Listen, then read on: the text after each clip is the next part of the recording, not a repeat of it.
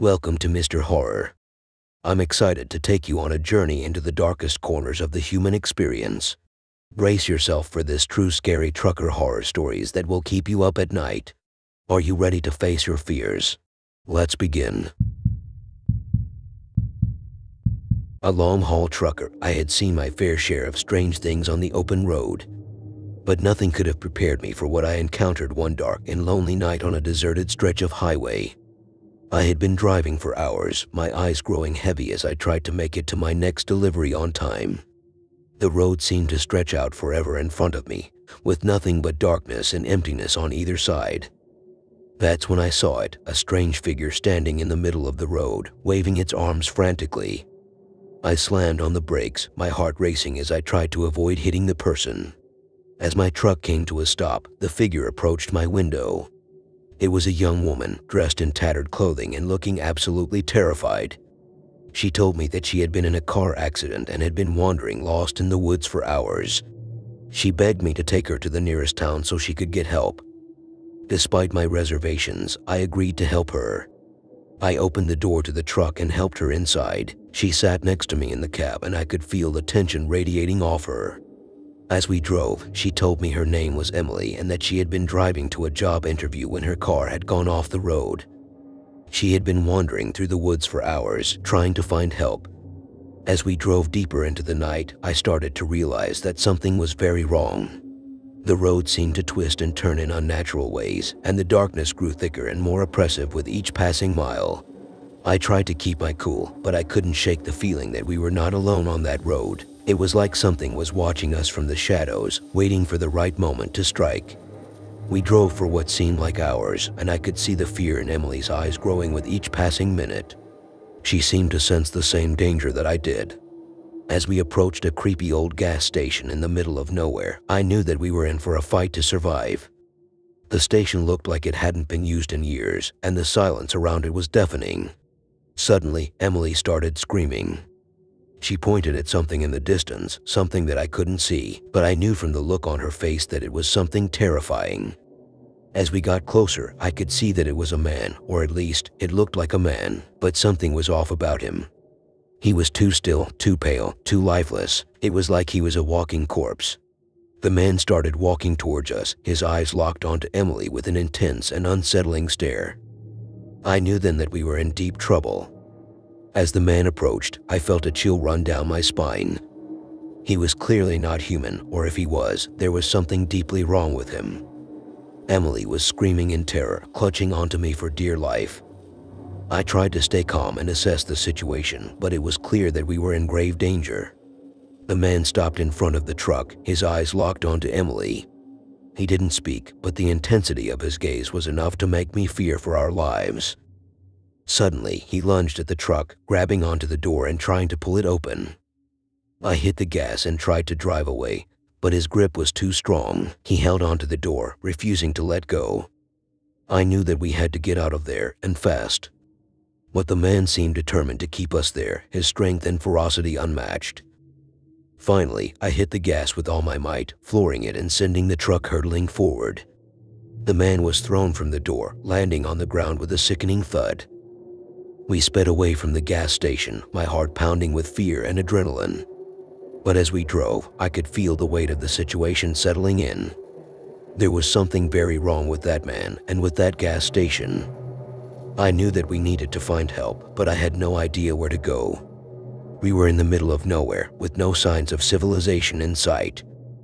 As we drove on, Emily and I started to hear strange noises coming from the back of the truck. It sounded like something was moving around back there, something that should not be there. I pulled over to the side of the road and got out, grabbing a flashlight from the cab. As I opened the back of the truck, I was greeted with the most terrifying sight of my life.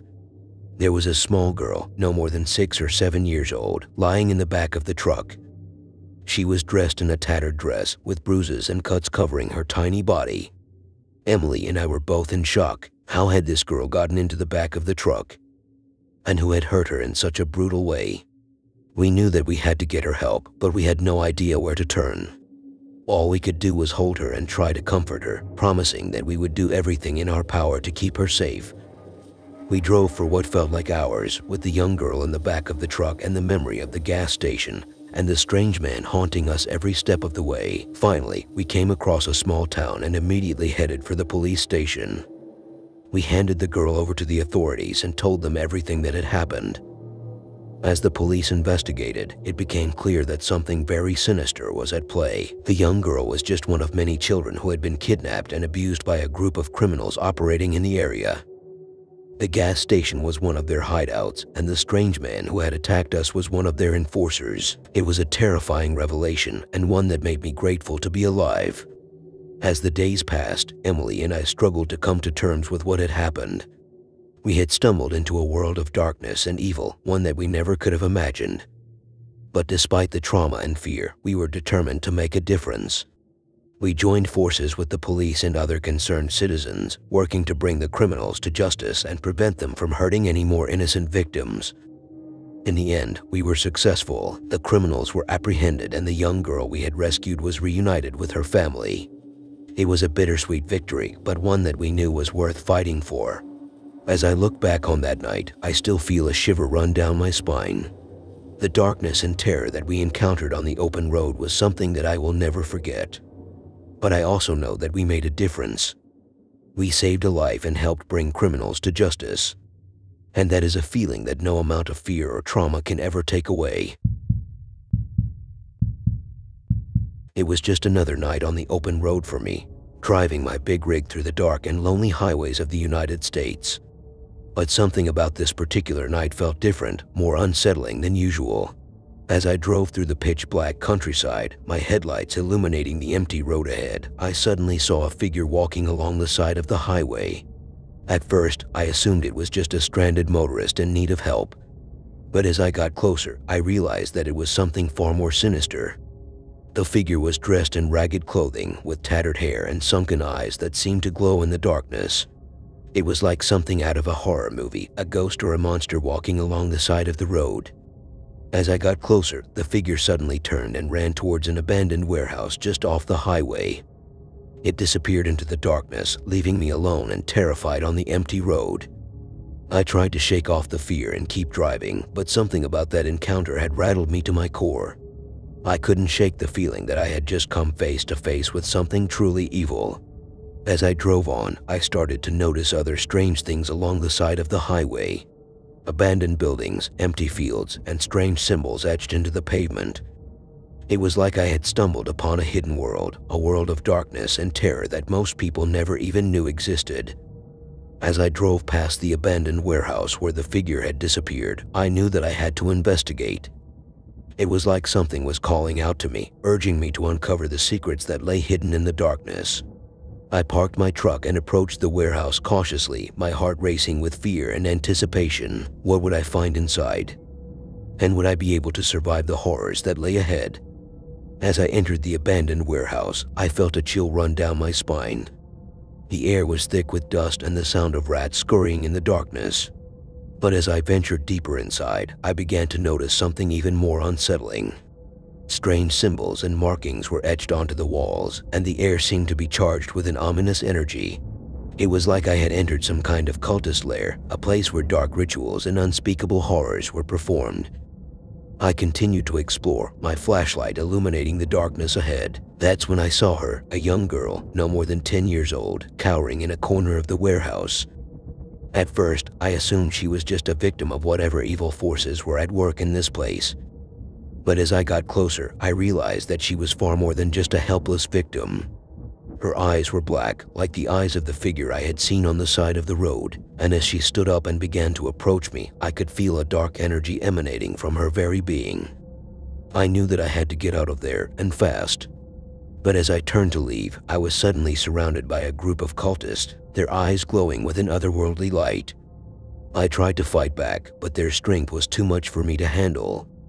They overpowered me and dragged me into a dark chamber where I was forced to witness unspeakable horrors. Sacrifices, torture, and demonic rituals. It was like I had stumbled upon a gateway to hell itself. And as the cultists chanted and performed their dark arts, I knew that my life was in grave danger. But even in the midst of this darkness, I refused to give up hope. I fought back with everything I had, determined to survive the horrors that lay ahead. And eventually, my determination paid off. With a surge of strength, I broke free from my captors and fled the warehouse, never looking back. As I drove away, my heart pounding with fear and adrenaline, I knew that I had just experienced something that would haunt me for the rest of my life. The horrors that I had witnessed were beyond comprehension, a world of darkness and evil that I never could have imagined. It took me weeks to recover from the trauma of what had happened in that abandoned warehouse. The memory of the young girl with black eyes, the cultist with glowing eyes, and the unspeakable horrors they had perpetrated haunted me every day and night. But as I slowly began to put the pieces of my life back together, I realized that there was something else that had been haunting me. Something deeper and darker than just the events of that night. It was the realization that there were forces at work in this world that were beyond my comprehension. Forces of evil and darkness that could never be fully understood or defeated. And yet, despite the darkness and horror that I had experienced, I knew that I couldn't give up hope. I had to keep fighting, keep pushing forward, and keep trying to make a difference in this world. So I began to speak out about what had happened in that abandoned warehouse. I shared my story with anyone who would listen, hoping to raise awareness about the dangers of cults and the unspeakable horrors they were capable of. And to my surprise, I found that there were many others who had experienced similar things, people who had been victims of cults or who had witnessed dark and evil forces at work in the world around them. Together, we formed a community of survivors and fighters, determined to shed light on the darkness and make a difference in the world. It wasn't easy, and it wasn't always pretty. But as I look back on that night in the abandoned warehouse, I realized that it was a turning point for me. A moment when I realized that the world was a darker and more dangerous place than I had ever imagined. But also a moment when I realized that I had the power to make a difference. To fight back against the darkness and make the world a better, safer place for everyone. So I keep driving my big rig through the dark and lonely highways of the United States. And as I do, I keep my eyes open for the signs of evil and darkness that lurk just beyond the headlights. Because I know that even in the midst of the darkness, there is always hope. And as long as we keep fighting, we can make a difference and push back against the forces of evil that seek to destroy us. My name is Jack, and I've been a trucker for over 20 years. I've seen some pretty strange things out on the road, but what happened to me a few years back still gives me chills. It was a dark and stormy night, and I was driving my big rig down a long and lonely stretch of highway. The rain was coming down in sheets, making it nearly impossible to see more than a few feet in front of me. That's when I saw her, a young woman standing by the side of the road, drenched to the bone and shivering in the cold rain. Normally, I wouldn't pick up hitchhikers. But something about this woman caught my eye. Maybe it was the way she was staring at me, her eyes dark and piercing. Or maybe it was just the feeling in my gut that told me I needed to help her. So I pulled over and motioned for her to get in. She climbed into the cab of my truck, and we started driving down the highway together. At first, everything seemed fine. We made small talk, and I tried to make her feel at ease. But as the miles went by, things started to feel off. Her eyes seemed to grow darker, and her mood became more and more somber. She didn't say much, but I could tell that something was weighing heavily on her mind. And then, things got even stranger. We passed a sign that said we were approaching a town called Hades. I had never heard of it before, but something about the name gave me the creeps. That's when the young woman spoke up. "That's where I'm headed," she said, her voice barely above a whisper. I felt a shiver run down my spine.